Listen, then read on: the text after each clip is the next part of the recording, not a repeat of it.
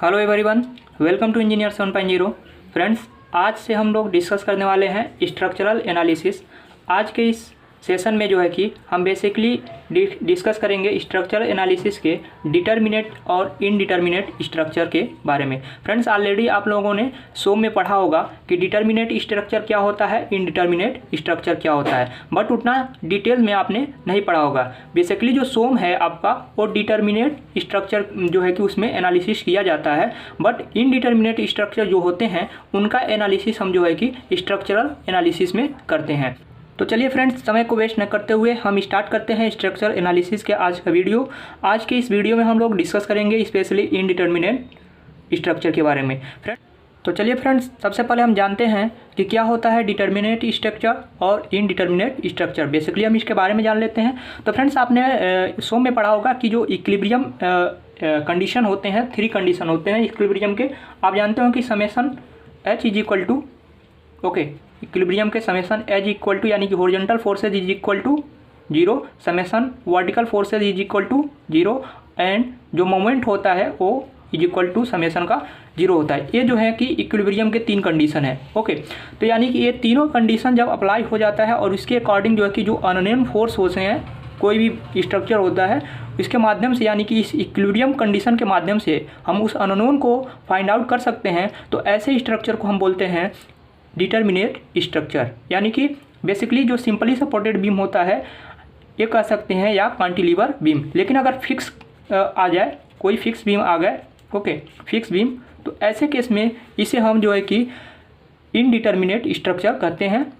Already जो है कि आप सो में जानते होंगे, ये बेसिक जानकारी है। इतना तो आप जानते होंगे। बेसिकली हम जो है कि क्विक रिवीजन कर रहे हैं, तो इस कारण से हम जो है कि आपसे यहाँ पर डिस्कस कर ले रहे हैं।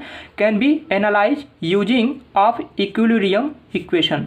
ऐसे जो स्ट्रक्चर होते हैं जिनको हम जो है कि इक्विलिब्रियम कंडीशन के जो इक्विलिब्रियम इक्वेशन होते हैं उनके माध्यम से जो है कि हम एनालाइज कर सकते हैं, उसे बोलते हैं डिटर्मिनेट स्ट्रक्चर। इनडिटर्मिनेट स्ट्रक्चर होता है, उसको अगर एनालाइज करना है तो can not be analyse using of equilibrium equation. यानी कि जो इनडिटर्मिनेट स्ट्रक्चर होता है उसको जो है कि हम केवल इक्विलिब्रियम इक्वेशन की सहायता से जो है कि हम सॉल्व नहीं कर सकते। उसके लिए कुछ रिक्वायर्ड होता है आपको एडिशनल कंपैटिबिलिटी इक्वेशन की। तो तब जो है कि हम जो है कि उस स्ट्रक्चर को जो अननोन होगा उसको हम सॉल्व कर पाएंगे। तो ऐसे में क्या एग्जांपल है इनडिटर्मिनेट के? फिक्स होती है बीम हो गया, कंटिन्यूअस बीम हो गया। ये जो एग्जांपल हैं इनडिटर्मिनेट स्ट्रक्चर के एग्जांपल हैं। बेसिकली आप जो है कि इससे सो में जानते होंगे। तो चलिए हम जानते हैं कि इस इनडिटर्मिनेंसी को हम कैसे फाइंड आउट करते हैं। तो बेसिकली जो इनडिटर्मिनेंसी होता है, हम इसी के बारे में डिस्कस करेंगे। तो ये बेसिकली आपको यहाँ पर ध्यान देना है, स्टैटिक इनडिटर्मिनेंसी डिटर्मिनेंट स्ट्रक्चर होता है, और ये दो है जो है कि काइनेटिक इनडिटर्मिनेंट स्ट्रक्चर होता है। जो इनडिटर्मिनेट स्ट्रक्चर होता है वो 2 प्रकार का होता है। एक होता है स्टैटिक इनडिटर्मिनेट स्ट्रक्चर, दूसरा होता है काइनेमेटिक इनडिटर्मिनेट स्ट्रक्चर। तो जो स्टैटिक होता है वो based on external support reaction and their internal member force या ज्योमेट्री। इसे हम जो है कि ds से रिप्रेजेंट करते हैं। और जो स्टैटिक इनडिटर्मिनेंसी होता है उसका जो फार्मूला होता है, static indeterminacy is equal to external static indeterminacy यानी कि DSE plus internal static indeterminacy DSI। दोनों को समेशन यानी कि ऐड कर देंगे, सम कर देंगे, तो जो है कि आपका स्टैटिक इनडिटर्मिनेंसी जो है कि निकल जाएगा। इसी प्रकार काइनेमेटिक जो इनडिटर्मिनेंट निकालते हैं, फाइंड आउट करते हैं, वो बेस्ड होता है on their degree of freedom available at all joint. जो भी ज्वाइंट्स होते हैं स्ट्रक्चर के, उस पर कितना जो है कि डिग्री ऑफ फ्रीडम है, वही जो है कि number of degree of freedom जो होता है उस स्ट्रक्चर का, वही जो है कि काइनेमेटिक इनडिटर्मिनेंसी हो जाता है। इसे हम रिप्रेजेंट करते हैं D के से। तो बेसिकली सबसे पहले हम डिस्कस कर लेते हैं स्टैटिक इनडिटर्मिनेंट की। ये बेसिकली 2 प्रकार से, यानी कि आप यहाँ पर देख रहे हैं कि जो इसका फार्मूला होता है स्टैटिक इनडिटर्मिनेंट स्ट्रक्चर का ds अगर आपको फाइंड आउट करने के लिए बोल देता है कि स्टैटिक इंडिटर्मिनेंसी निकालिए, किसी भी कोई भी स्ट्रक्चर दे देता है, तो उसमें आपको formula ds is equal to dse plus dsi, यानी कि एक्सटर्नल स्टैटिक इंडिटर्मिनेंसी और dsi जो है इंटरनल होता है। ओके, इंटरनल स्टैटिक इंडिटर्मिनेंसी जो है कि dsi से हम रिप्रेजेंट करते हैं। वही जो है कि आप यहाँ पर देख पा रहे होंगे कि dse और dsi। तो dse के लिए फार्मूला जो होता है आप यहाँ पर देख पा रहे हैं external static indeterminacy RE minus E, जहाँ R क्या है number of support reaction, E क्या है, ये है जो है कि नंबर ऑफ इक्विलिब्रियम। बेसिकली कितने होते हैं नंबर ऑफ इक्विलिब्रियम, 3 इक्वेशन होते हैं। ओके, तो 3 इसका E का वैल्यू होता है। Okay, based on support reaction जो स्टैटिक यानी कि एक्सटर्नल स्टैटिक इंडिटर्मिनेंसी जो हम फाइंड आउट करते हैं वो जो है कि सपोर्ट रिएक्शन पर बेस्ड होता है, और इंटरनल जो स्टैटिक इंडिटर्मिनेंसी हम फाइंड आउट करते हैं वो ज्योमेट्रिक डिजाइन पर होता है। यानी कि ज्योमेट्रिक डिजाइन मतलब जो इंटरनल स्टैटिक इंडिटर्मिनेंसी हम फाइंड आउट करेंगे वो केवल ट्रस और फ्रेम का ही जो है कि फाइंड आउट कर सकते हैं। बेसिकली आप कौन से मुख्यतः 3 स्ट्रक्चर होते हैं, एक बीम हो सकता है। ओके, बीम, तो बीम के लिए जो है कि इंटरनल स्टैटिक इंडिटर्मिनेंसी फाइंड आउट करने की ज़रूरत नहीं पड़ती है, केवल ट्रस और फ्रेम का ही हम जो है कि इंटरनल स्टैटिक इंडिटर्मिनेंसी हम फाइंड आउट करते हैं। इसके लिए फार्मूला अलग अलग है, जैसा कि आप यहाँ पर देख पा रहे हैं internal static indeterminacy m minus bracket में 2j माइनस 3, ये केवल है ओनली फॉर ट्रस 2D के केस में। 2D ट्रस है बेसिकली, यही आपको के सिलेबस में है।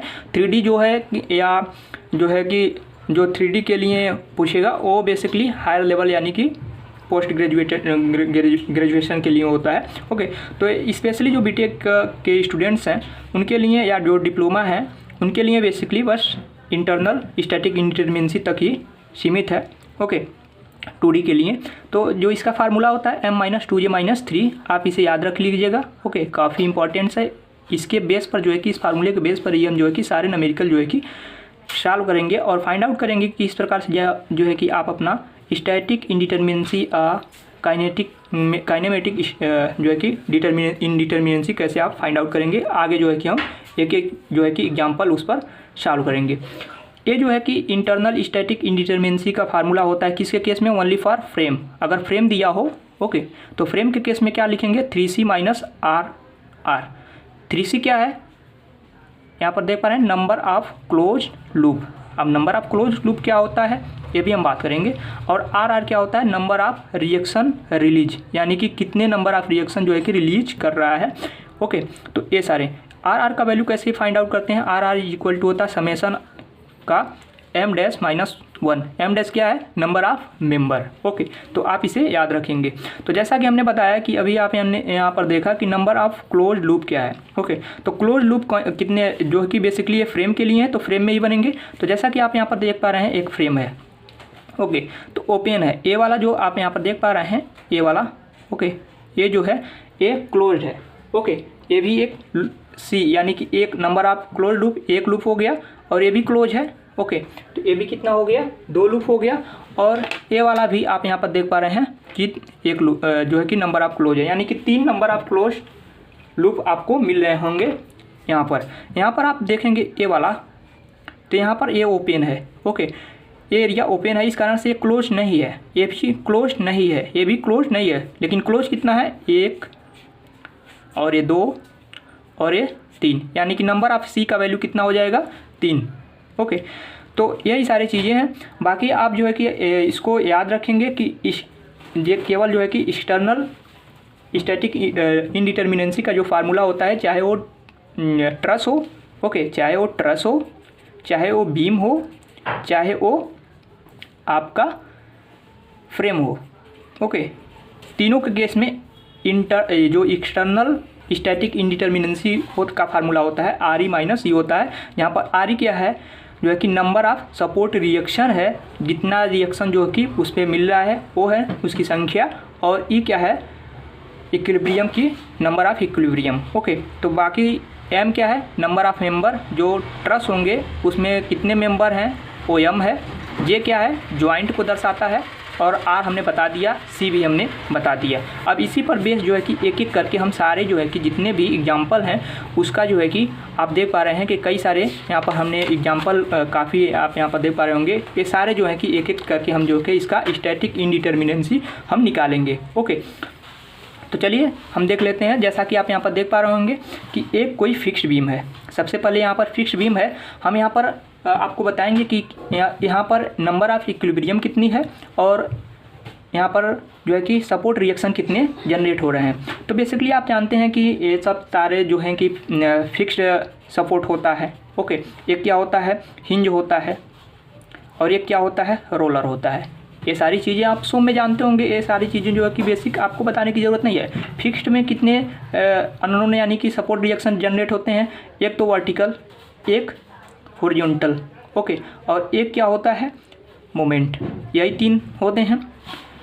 और हिंज में क्या, एक वर्टिकल, एक जो है कि आपका मोमेंट। ओके, रोलर में क्या है, केवल वर्टिकल सपोर्ट रिएक्शन जनरेट होता है। ओके, तो ये सारी चीज़ें जो है कि आप याद रखेंगे। बट जो यहाँ पर फ्रेम जो है कि फिक्स्ड बीम है, यहाँ पर आप देखिए, एक तो मान लीजिए यहाँ पर एक वर्टिकल फोर्सेज हो गया, वर्टिकल रिएक्शन हो गया। ओके, वर्टिकल रिएक्शन, सॉरी यहाँ पर जो है कि आप जो सपोर्ट रिएक्शन यहाँ पर मैं बता रहा हूँ, यहाँ पर फिक्स के लिए एक वर्टिकल आएगा, एक सपोर्ट पर वर्टिकल, और एक जो है कि मोमेंट। ओके, 2 यहाँ पर और 2 यहाँ पर। ओके, 2 यहाँ पर और 2 यहाँ पर, टोटल कितने हो जाएंगे, सपोर्ट रिएक्शन 4।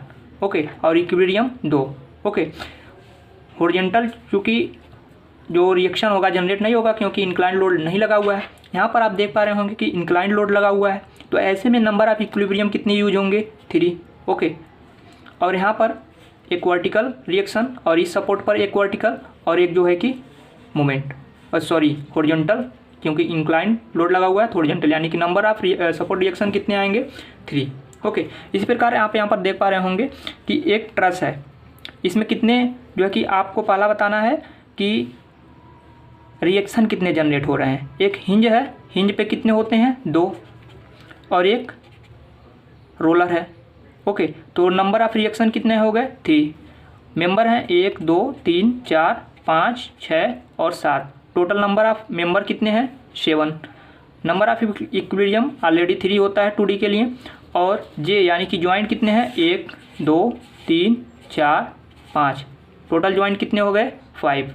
इसी प्रकार आप अगर फ्रेम का फाइंड आउट करना चाहते हैं तो यहाँ पर सपोर्ट रिएक्शन फाइंड आउट करना है। यहाँ पर आप देख पा रहे हैं फिक्स सपोर्ट है, तो फिक्स में कितने रिएक्शन जनरेट होते हैं, 3। ओके, एक मोमेंट, यहाँ पर फिक्स है, एक हॉरिजॉन्टल। ओके, ये रोलर है, तो एक वर्टिकल, और ये जो है कि आपका हिंज है। ओके, तो हिंज में क्या होता है, एक वर्टिकल और एक जो है कि आपका हॉरिजॉन्टल। ओके, तो ऐसे में क्या होगा, टोटल 2 यहाँ पर हो गया, 1 यहाँ पर हो गया, 3 यहाँ पर और 3 यहाँ पर, 3 3 6 और 3 9, यानी कि रिएक्शन कितने हो गए, 9। इक्विलिब्रियम 3। R-R, इसके लिए आपको फार्मूला बताया था, समेशन M-1। ओके, M क्या है, नंबर ऑफ मेंबर, लेकिन कौन सा मेंबर, ये सारा मेंबर नहीं। यहाँ पर आप देख पा रहे हैं इंटरनल रोलर लगा हुआ है। ओके, तो ऐसे में यहाँ पर एक मेंबर, इस रोलर से कितने मेंबर जुड़े हुए हैं, 2 3 और 4, तो ये मेंबर है, केवल 4 और -1, इसका वैल्यू आएगा 3, यानी कि R का वैल्यू हो जाएगा आपका 3। इसी प्रकार क्लोज लूप कितने हैं, 1 2 और 3, तो क्लोज लूप की संख्या 3। तो इस प्रकार से आपको फाइंड आउट करना है, उसके बाद से इसमें वैल्यू को पुट करना है, उसके बाद से जो है कि आप इनडिटर्मिनेंसी आप फाइंड आउट कर सकते हैं किसी भी स्ट्रक्चर का। तो चलिए हम एक एक करके जो है कि यहाँ पर आप देख पा रहे हैं कई सारे हैं। ओके, इन सारे चीज़ जो भी स्ट्रक्चर हैं इसका हम जो है कि हम एक एक करके फाइंड आउट करेंगे। तो फ्रेंड्स, वीडियो काफ़ी लंबा हो रहा है, इस कारण से हम जो है कि एक एक करके ये सारे जो भी स्ट्रक्चर हैं आप देख पा रहे होंगे, ये काफ़ी इंपॉर्टेंट है, यही जो है कि आपको एग्जाम में पूछता है। तो इसके जो है कि हम जो है कि इनडिटर्मिनेंसी हम फाइंड आउट करेंगे अगले वीडियो में। अगले वीडियो को जरूर देखिए, और वीडियो अगर पसंद आया तो प्लीज़ लाइक कीजिए और शेयर कीजिए।